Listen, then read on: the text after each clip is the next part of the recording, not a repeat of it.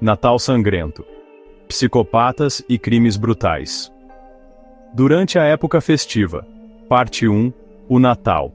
Uma época de alegria, de convívio familiar, de esperança. As luzes brilhantes da árvore de Natal, o aroma convidativo do bacalhau com todos, dos sonhos, das rabanadas, os sorrisos calorosos trocados entre os que nos são queridos. Uma época mágica, celebrada em todo o mundo como um símbolo de paz e renascimento. Mas, como sabemos, a natureza humana pode ser imprevisível e, em alguns casos, assustadoramente cruel. No meio das celebrações e festejos, escondem-se histórias sombrias, quase inacreditáveis, que mancharam o espírito natalício com sangue e terror. Histórias de indivíduos perturbados, consumidos pelos seus próprios demônios, que escolheram a época festiva para libertar os seus impulsos mais obscuros. Neste documentário, vamos mergulhar no lado obscuro do Natal, explorando os casos perturbadores de psicopatas que transformaram esta época de alegria num pesadelo sangrento. Preparem-se, pois as histórias que irão ouvir são chocantes e podem ser perturbadoras para alguns espectadores. A Vingança Natalícia de Bruce Pardo Covina, Califórnia. Uma cidade solarenga, na costa oeste dos Estados Unidos. Mas na noite de Natal de 2008, essa serenidade foi brutalmente interrompida por um ato de violência inimaginável.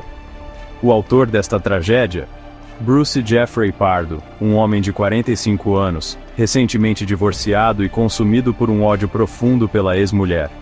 A história de Bruce é um conto sombrio de ressentimento e fúria crescente. Após um divórcio conturbado, viu-se tomado por um desejo de vingança, direcionado principalmente à sua ex-mulher e à família dela. O plano de Bruce, meticulosamente traçado durante semanas, era tão horrível quanto cobarde, um ataque brutal durante a consoada na casa da família da ex-mulher. Na véspera de Natal, vestido com uma roupa de Pai Natal, uma distorção macabra do símbolo de alegria natalícia, Bruce Pardo partiu em direção à casa da ex-sogra, onde a família celebrava a data festiva. Armado com um arsenal aterrador que incluía uma pistola semiautomática e um dispositivo caseiro semelhante a um lança-chamas, Bruce estava pronto para executar o seu plano diabólico. Por volta das 23h30, enquanto os convidados celebravam, o inferno desencadeou-se. Bruce invadiu a festa, abrindo fogo indiscriminadamente contra os presentes. Gritos de terror e pânico tomaram conta do ambiente, enquanto os convidados corriam desesperadamente à procura de abrigo. Mas para muitos, não havia escapatória. O ataque durou apenas alguns minutos, mas a carnificina foi devastadora. 9 pessoas foram mortas a tiro ou queimadas vivas pelo lança-chamas improvisado de Bruce, incluindo os ex-sogros, a ex-cunhada e, claro, o seu alvo principal, a ex-mulher. Após o massacre, Bruce fugiu do local do crime, deixando para trás um rastro de sangue e horror. A casa, antes iluminada pelas luzes de Natal, estava agora em chamas, o fogo a alastrar-se rapidamente, alimentado pela fúria do ataque. Horas depois, a polícia encontrou o corpo de Bruce em casa do seu irmão. Tinha se suicidado com um tiro na cabeça, pondo fim à sua fúria assassina, mas deixando para trás uma comunidade devastada e uma série de perguntas sem resposta. O massacre de Covina chocou não apenas a comunidade local, mas o mundo inteiro. Como um homem aparentemente comum podia cometer um ato tão brutal e sem sentido? O que o levou a escolher o Natal, um momento de paz e união, para realizar a sua vingança sangrenta? Para os investigadores, a resposta estava na mente perturbada de Bruce Pardo. Análises posteriores revelaram um homem consumido por ressentimento e ódio, incapaz de lidar com a dor da rejeição e humilhação que acreditava ter sofrido. O caso de Bruce Pardo serve como um lembrete sombrio de que, por trás da fachada de normalidade, podem esconder-se monstros adormecidos, à espera do momento oportuno para despertar. e que a época natalícia, apesar de toda a sua magia e esperança, não está imune à escuridão que pode esconder-se no coração humano. O massacre familiar de Ronald Gene Simmons, dezembro de 1987.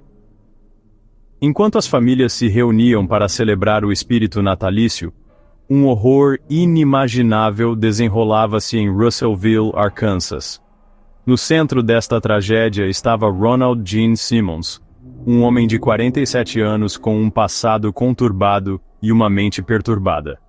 A história de Ronald é um conto arrepiante de violência doméstica, controle obsessivo e uma fúria assassina, que culminou num dos massacres mais brutais da história americana.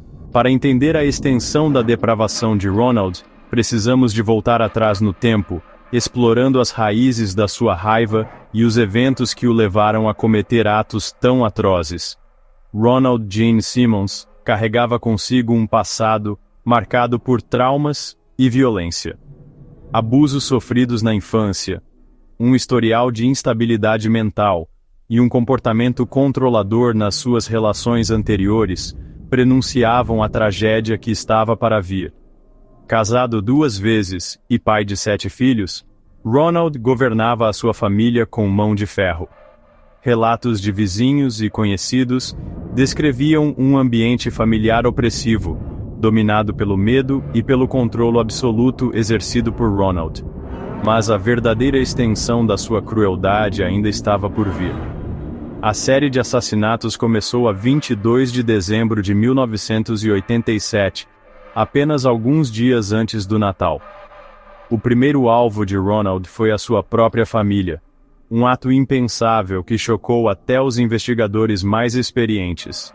Armado com uma pistola calibre 22, Ronald assassinou a sangue frio a sua mulher, Rebecca, e o seu filho mais velho, Ronald Gene Jr., de 26 anos. Mas a fúria assassina de Ronald não se saciou com a morte da mulher e do filho. Movido por um delírio psicótico e um desejo distorcido de limpar a sua família, atraiu os outros filhos para casa com a promessa de prendas de Natal. Um a um, os filhos de Ronald, com idades entre os 7 e os 17 anos, foram brutalmente assassinados pelo próprio pai. Após o massacre familiar, Ronald envolveu os corpos em lençóis e colocou-os em fila no quintal, como se estivesse a organizar um macabro presépio.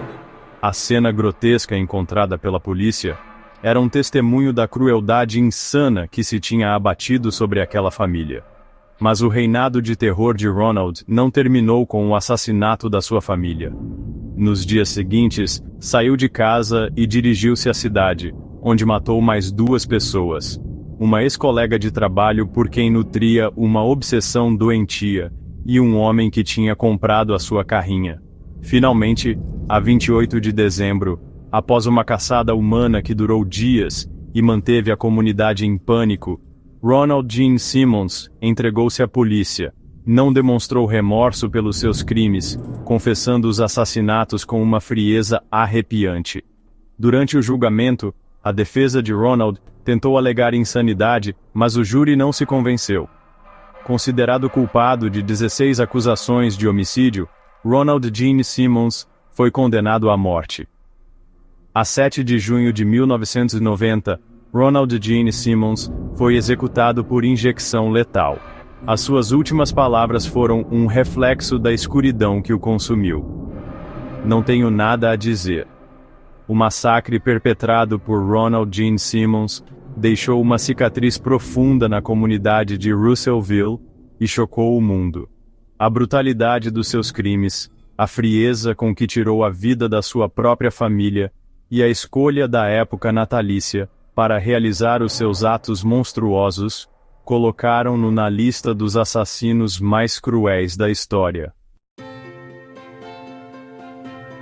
A escuridão por trás do Natal. As histórias que ouvimos, chocantes na sua brutalidade, lembram-nos de que a natureza humana pode ser imprevisível e, por vezes, terrivelmente cruel.